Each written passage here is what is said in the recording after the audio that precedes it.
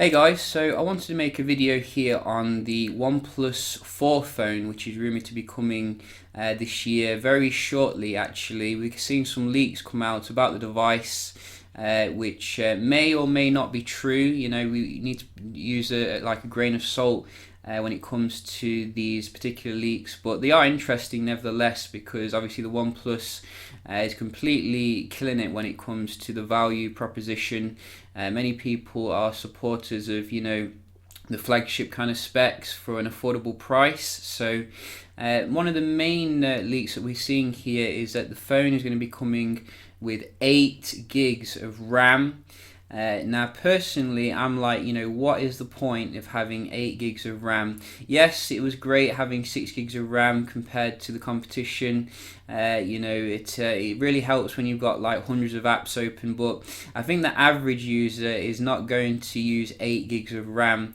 Personally, I would like that to instead be put into improving the camera experience on the OnePlus 3T.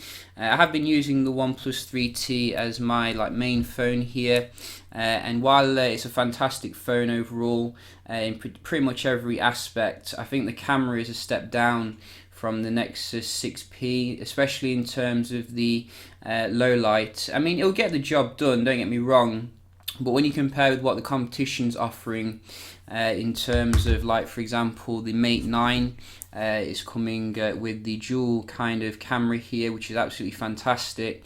Also, we've got the iPhone 7 Plus, obviously, with its dual camera. I think instead of making an 8 gig RAM phone, why don't they just put that money into a dual camera setup on the OnePlus 4? That would probably make more sense, and just keep the RAM at 6 gigs for this year.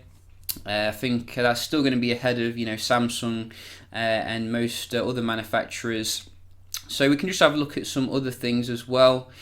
We're going to be getting, it looks like IP68, which is very nice to see as well.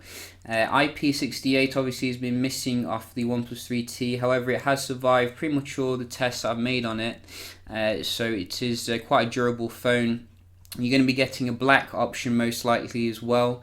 We do have a black option of the 3T, but it's a limited edition, but I think this one's going to be much more available generally. In terms of the specs as well, I think they're going to be bumping it up to a Quad HD 2K display, which I'm not really 100% sure if that's really what the point is there, because it's only 5.5 inches. Yes, if it was a 6-inch kind of display, then there's more reason to do that, but I mean, the display on the 3T just looks fantastic to me.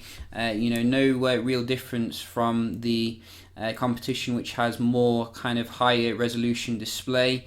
And I think generally what they should do is focus on improving the brightness, making it as good as it can be at full HD, and that would be sufficient. The other main thing that I would like to see is a much bigger battery. I think while the 3T is quite good in terms of the battery, I think if Huawei can pack a 4000 mAh battery into this, then most manufacturers should be doing that. At the end of the day, the Mate 9 is a killer when it comes to the battery capacity. I don't know what it says here in regards to the battery, but it's saying 3000 or 4000. Hopefully not 3000. I mean, that's what HTC does nowadays, putting 3000 mAh into its flagship, when we had 3000 back in 2013 with the LG G2. It's just not going to cut it in 2017. Obviously you're going to get your fast charging and 64 gigs internal storage. Would be nice if they bumped that up to 128 gigs as the baseline, but I guess 64 is enough for most people.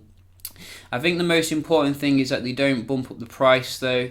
Keep it at about €400, because we have seen from the 3T it has been bumped up in terms of the price. It used to be about €300 for the OnePlus 3, which was a steal, and then they bumped it up, to justify the newer processor, etc. I think it's still a good price overall, but if they bump it up too much, then people are just going to be like, why don't we just buy an iPhone or Galaxy phone? And that's the same thing as well with other manufacturers. They're all bumping their prices up, but what they don't realize is that people are just going to say, well, why don't I just buy an iPhone or a Galaxy device or a Pixel device if you're going to charge the same price? The great thing about Huawei and all them back in the day is that they used to give good hardware for an affordable price. So I think I'd pay 400 for it if it had some solid improvements over the 3T here.